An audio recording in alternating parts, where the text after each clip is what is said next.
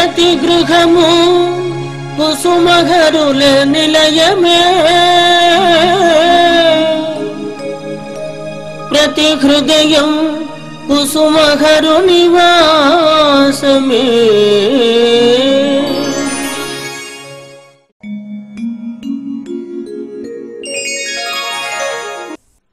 ప్రతి గృహము కుసుమహర్ల నిలయము 795వ ఎపిసోడ్లోని విశేషములు. శ్రీ హరనాథ మహాప్రభుని అద్భుత తత్వము తెలియజేయుచున్నవారు శ్రీ శ్యామ్ సుందర్, USA. ప్రతి గృహము కుసుమహర్ల నిలయము 795వ ఎపిసోడ్కు స్వాగతం, సుస్వాగతం. శ్రీ హరనాథ మహాప్రభు మానవోద్ధరణకై కంకణము ధరించి అవతరించిన ప్రేమావతారమూర్తి. ప్రచన్న వేషమందున్న జగత్ రక్షకుడు శ్రీమన్నారాయణమూర్తి, మన ఆత్మ బంధువును, మనకై మహోన్నత ధామము గోలోకము నుండి దిగివచ్చిన ప్రేమమూర్తి. మన ప్రేమని పరమార్గంగా అర్పించు సులభ ప్రసన్నుడు శ్రీ హరనాథుడు. మనలను కష్టముల నుండి, దుఃఖముల నుండి, ప్రాణాపాయాల నుండి సకాలంలో ఆదుకొని మనలను రక్షించు ఆత్రత్రాణ పరాయణుడు. శ్రీ హరనాథ భక్తి కోటిలో పార్సీ మతస్థులు, క్రైస్తవులు, మహమ్మదీయులు, జ్యూ మతస్థులు, వల్లభాచార్య సాంప్రదాయకులు, శైవులు, కాళీ భక్తులు ఇంకా అనేక మంది కలరు. శ్రీ హరనాథుడే తన ప్రభువు అని వారందరూ విశ్వసించిరి. ఒక వ్యక్తిని గురువుగా స్వీకరించుట సులభము, కానీ సాక్షాత్ భగవంతుడని ఆయన నామము స్మరించుట ముక్తిప్రదమను దృఢ సంకల్పము జనించుట సామాన్య విషయము కాదు. ఇట్టి దృఢ విశ్వాసమును భగవానుడు తప్ప సామాన్య పురుషులు ఎవరునూ తమ అనుచరులకు ప్రసాదించలేరు. శ్రీ హరనాథ మతము కొత్త మతము కాదు. ఏ మతమును ద్వేషించక అన్ని మత సిద్ధాంతములు ఒక దేవునియేనని తలంచుచు ఏ భాషయందును ఆయనను వారి ఇష్టదైవ నామస్మరణం చేయుట వలన ప్రేమ జనించి, ప్రేమ వలన భగవత్ అనుగ్రహమునకు పాత్రులై ధరింపవచ్చునని బోధించుచున్నది. శ్రీ కుసుమహరనాథ ప్రభు తన భక్తులకు తెలియజేసిన మహోపదేశములు. మొదట మీ హృదయములను చక్కబెట్టుకొనండి. నాయనలారా, మీలో ప్రతి వారును త్యాగశీలమును, హృదయ విశాలతను, స్వార్థరహిత్యమును అలవర్చుకొని ప్రేమతత్వమును ప్రథమున సోదరుల యందును తల్లుల యందును కలిగి ఉండటమే ప్రథమ కర్తవ్యం. ప్రేమతత్వమున రాజునకు బిచ్చగానికి వ్యత్యాసం లేదు. అందరూ ఒకే విధమైన ఆనందం పొందుతున్నారు. మీలో ప్రతి వ్యక్తియు నిత్యానందుని వనమున ఒక అమూల్యమైన పుష్పము. అందరూ కలిసిమెలిసి ఉండి ఈ వనమును యొక్క శోభను పెంపొందించవలను. ఇదే శ్రీ హరనాథ మహాప్రభువుని అద్భుత తత్వం. శుభాకాంక్షలు. వినుకొండ వాస్తవ్యులు, విశ్రాంతి అధ్యాపకులు శ్రీ పి నారాయణరావు గారి పుట్టినరోజు 2/8/2024 శుభాకాంక్షలు. వారికి, వారి శ్రీమతికి, కుటుంబ సభ్యులకు సకల శుభములు, ఆయురారోగ్యములు, ఇంకా అనేక కార్యక్రమములకు సహాయ సహకారములు అందించే శక్తి వారికి ప్రసాదించమని శ్రీ కుసుమహరనాథులకు మా ప్రార్థన. ఇంతటి మహత్తర కార్యక్రమము టీవీ ద్వారా ప్రపంచ ప్రజలకు తెలియజేయటకు సహకరించిన దాతలు, భక్తులు శ్రీ పి హరగోపాల్, శ్రీమతి అనురాధ, CHM హరగోపాల్, శ్రీమతి సుకన్య, శ్రీమతి అనంత పద్మావతి గారు, శ్రీమతి వై హేమలతా నారాయణరావు గారు, శ్రీ పి నారాయణరావు, శ్రీమతి బేబీ సరోజిని గారులకు సకల శుభములు కలగజేయమని అవతార పురుషులు శ్రీ కుసుమహరులకు మా ప్రార్థన. శ్రీ హరనాథ మహాప్రభుని అవతార విశిష్టత విశదీకరించుతున్న విద్యావేత్త, విశ్రాంత అధ్యాపకురాలు శ్రీమతి చింతావాణి శర్మ, కాకినాడ. కుసుమర ద్వాపరాన్ని దాటి కలియుగానికి వచ్చేసరికి మనకి ఇప్పుడు ప్రత్యేకంగా అవతారాలు అంటే మానవ రూపంలో వచ్చినటువంటి అవతారాలు ఎక్కువగా మనకేం కనిపించవు. ఎందుకంటే ఎవరైనా ఒకవేళ వాళ్ళ అవతార పురుషులైనా మనకి అది అవతారము వారిది, ఒక రూపాన్ని స్వీకరించి ఆ భగవంతుడు ఇలా వచ్చాడు అని మనం గుర్తుపట్టడం కూడా కష్టమే. ఎందుకంటే కలియుగ లక్షణం అది.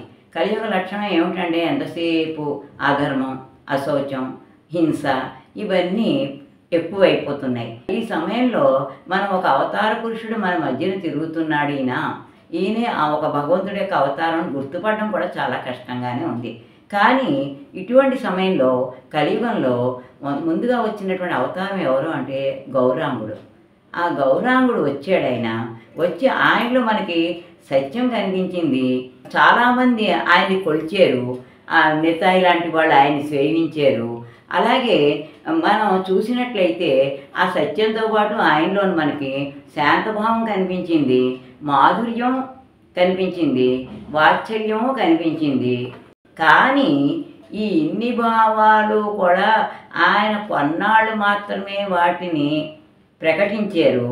తర్వాత వాటిని గుప్తంగా తనలోనే ఉంచేసుకుని ఆయన ఈ మాధుర్య భావాన్ని, వాత్సల్య భావాన్ని, సత్యము, దాస్యము, శాంతము ఈ భావాల్ని ఎక్కువ భావాలను తనలో ఉంచేసుకుని ఆయన శాంత, సత్య ఈ 2 భావాల్ని మాత్రమే పైకి ప్రకటిస్తూ సన్యాస దీక్షని తీసుకోవడం జరిగింది. సన్యాస దీక్షను తీసుకోవడం వల్ల ఆయన అతి సామాన్యమైనటువంటి జనానీకానికి దూరం అయ్యారు. దూరమై ఆయన దాచుకున్నటువంటి ఈ భావాలు గుప్తంగా ఉండిపోయాయి. ఈ గుప్తంగా ఉండిపోయి అద్వైతాచార్యులు కానీ మరొకరు కానీ ఆయన దగ్గర ఆయన సేవించిన వారు కూడా ఈ అన్ని భావాల్ని ఆయనలో ఉన్నాయి అనే విషయం పైకి ప్రకటించడానికి అవకాశం లేనటువంటి స్థితిలో ఆయన సన్యాస దీక్షను తీసుకున్నారు. ఆయన సన్యాస దీక్షను తీసుకున్న తర్వాత వచ్చినటువంటి అవతారం మనకి యుగళ స్వరూపంగా కుసుమ హరనాథులు వచ్చారు. మనల్ని ఉద్ధరించడానికి, మనల్ని నడిపించడానికి, మనల్ని ధర్మ మార్గంలో పెట్టడానికి, మనం చేస్తున్నది తప్పు అని తెలిపి మనకి దుష్ట శిక్షణ అనేటువంటిది లేకుండా మనలో ఉండేటువంటి దుష్ట భావాల్ని మాత్రమే శిక్షించి మనల్ని మార్చి ముందుకి నడిపించేటువంటి అవతారంగా బాబా వచ్చారు. అది బాబా యొక్క అవతారంలోని వైశిష్ట్యం చెప్పుకోవచ్చు ఆ విషయం.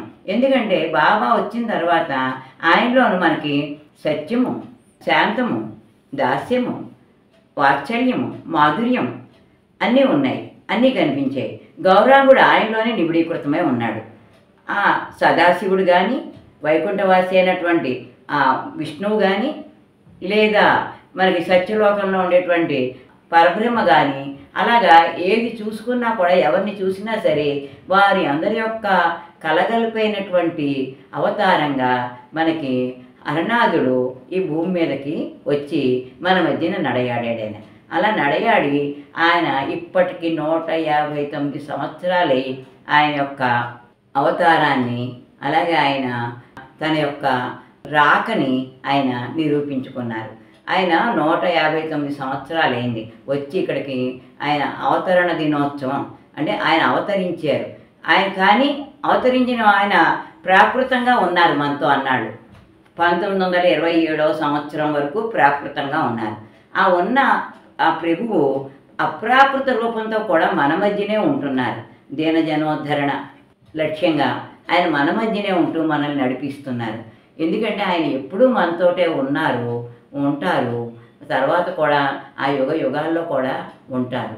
అయితే ఆయన యొక్క యుగం మారితే ఒకవేళ మళ్ళా రూపం మారచ్చు, పేరు మారచ్చు, కానీ ఆ భగవంతుడి యొక్క అవతారం అయినటువంటి ఈ కలియుగ అవతారం శ్రీ హరనాథుడు యుగళ స్వరూపంగా వచ్చాడు.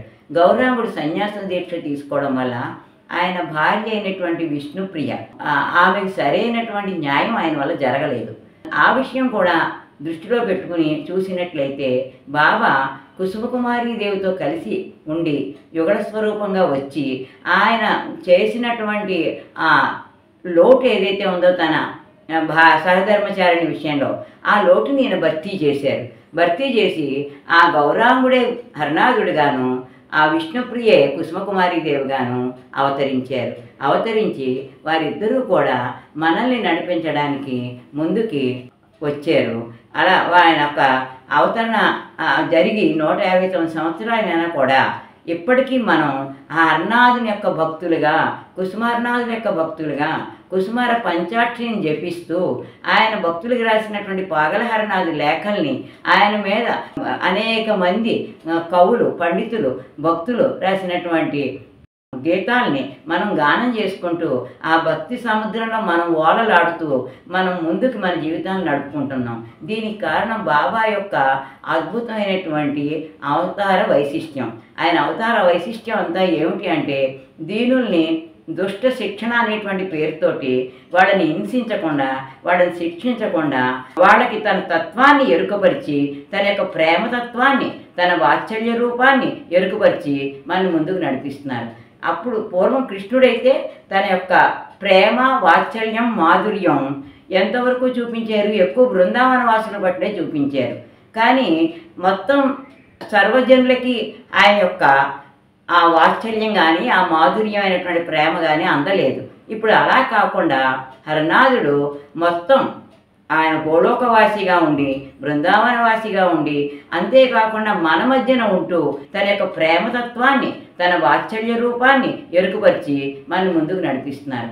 మధుర గీతం గానం చేయుచున్న భక్తురాలు శ్రీమతి పి సూర్యకుమారి బృందం, విశాఖపట్నం.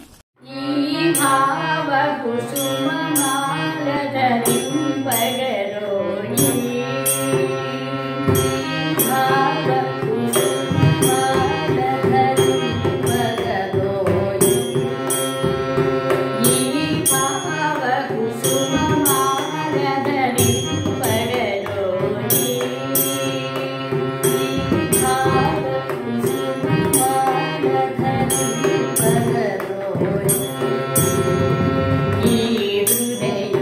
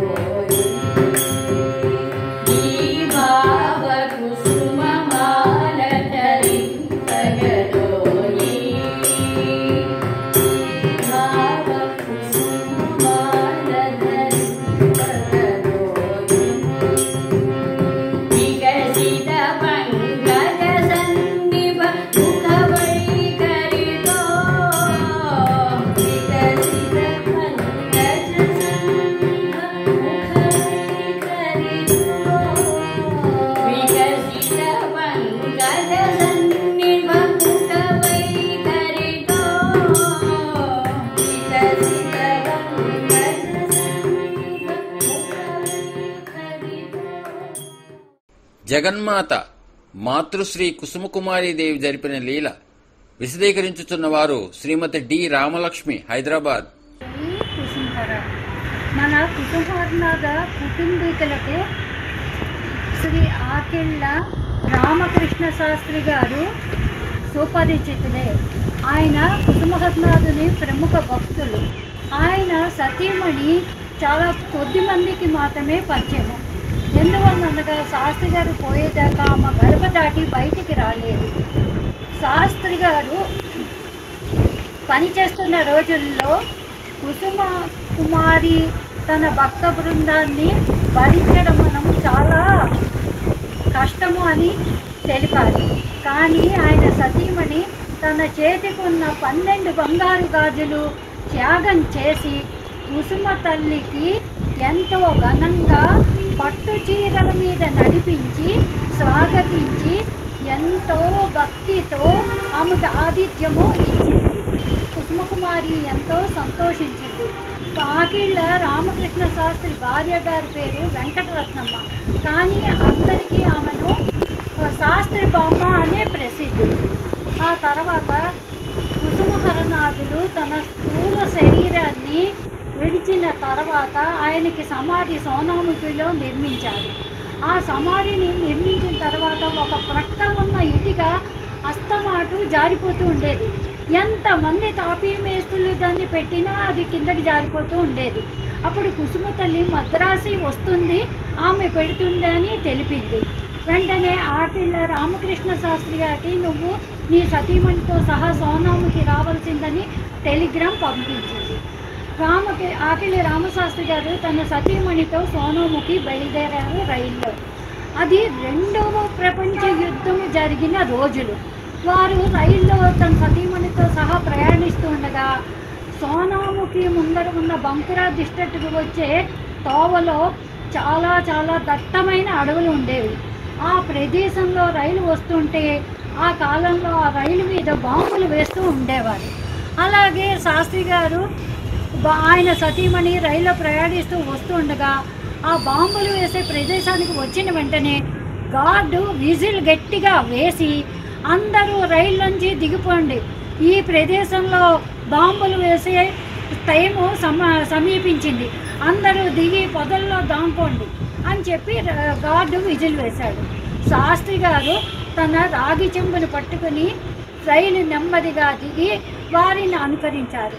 కానీ శాస్త్రి బామ్మగారు తన చేతిలోని జపమాలను పట్టుకొని అలా రైల్లోనే కళ్ళు మూసుకుని ఉండిపోయారు. కొంతసేపు అయిన తర్వాత గంట గడిచింది, 2 గంటలు గడిచాయి. ఏ విధమైన బాంబు రైలు మీద వెయ్యలేదు. అప్పుడు గార్డు మళ్ళా గట్టిగా విజిల్ వేసి ఇంకా ఈ రోజుకి బాంబులు వేసే సమయం దాటిపోయింది, అందరూ వచ్చి రైల్లో కూర్చోండి అని తెలిపారు. వెంటనే అందరూ పొదల్లోంచి మళ్ళా రైలు ఎక్కి వాళ్ళ ప్లేసుల్లో కూర్చున్నారు. శాస్త్రి గారు తన రాగి చెంబుని పట్టుకుని నెమ్మదిగా రైలు ఎక్కి బామ్మగారిని చూసి నువ్వు దిగలేదా అని ప్రశ్నించారు. నాకేం తెలుసు, మీరు రాగి చెంబు పట్టుకొని కిందకి దిగితే 1కో 2కో వెళ్తున్నారేమో అని అనుకున్నానని సమాధానం ఇచ్చారు. ఆ తర్వాత శాస్త్రి గారు ఆయన సతీమణి సోనాముఖి చేరుకుని కుసుమకుమారి అమ్మ దర్శనం చేసుకున్నారు. ఆ తర్వాత కుసుమ తల్లి, బాబా నువ్వు అమ్మను అలా రైల్లో ఒంటరిగా వదిలి వెళ్ళిపోతావా అని ప్రశ్నించింది. శాస్త్రి గారు అప్పటి వరకు సంశయంగా కుసుమ తల్లిని నమ్మలేదు.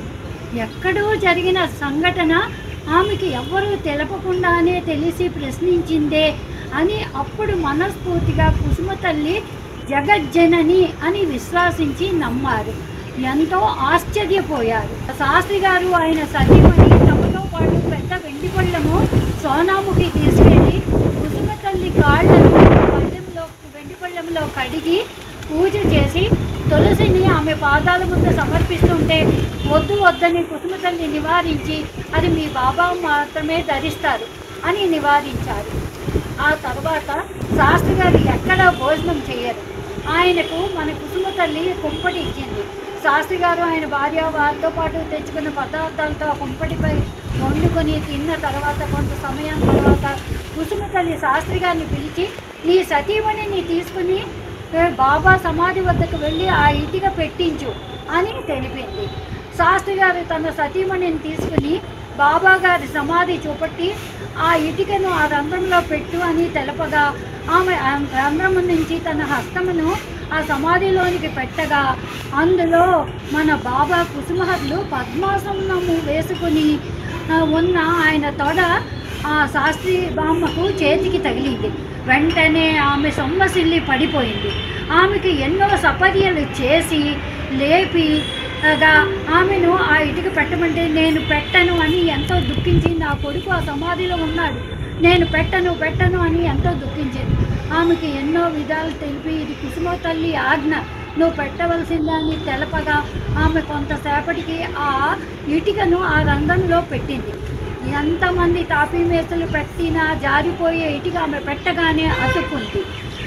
అది అయిన తర్వాత కుసుమ తల్లి तेरा बाबा अभी गया तेरा కుసుమహర్నాథ్ బాబా అని సామాన్య స్త్రీ వలె కింద పొర్లి దుఃఖించింది. శాస్త్రి గారు అమ్మ చేతికి అంటుకున్న సమాధి మృత్తికను తీసి ఒక సీసాలో భద్రపరిచి దానికి స్టిక్కర్ అంటించి జాగ్రత్త పరిచారు. ఇదే మన కుసుమహర్నాథుల కుసుమ తల్లి దివ్య లీల. జై బోలో శ్రీ కుసుమహర్నాథ్ కి జై. జగన్మాత కుసుమకుమారీదేవికి భగవాన్ శ్రీ కుసుమహరనాథ ప్రేమ మండలి గాంధీనగర్ విజయవాడ 3 వారు 28/7/2024 ఉదయం ప్రేమ మండలి ప్రెసిడెంట్ శ్రీ వాగిచెర్ల శ్రీనివాసరావు గారు, సెక్రటరీ శ్రీ చుండూరు మణి హరగోపాల్ గారు, పాలక మండలి సభ్యులు సహకారముతో మాతృశ్రీ కుసుమకుమారీదేవికి ఆషాఢ సారెను శ్రీ మణిహరగోపాల్ గారి స్వగృహము నుండి శ్రీమతి బేబీరాణి, శ్రీమతి సుకన్య, శ్రీమతి ఉషారాణి గారు శ్రీ కుసుమహరనాథ మందిరమునకు ఊరేగింపుగా తీసుకుని వచ్చి అమ్మకు ఆషాఢ సారె సమర్పించినారు.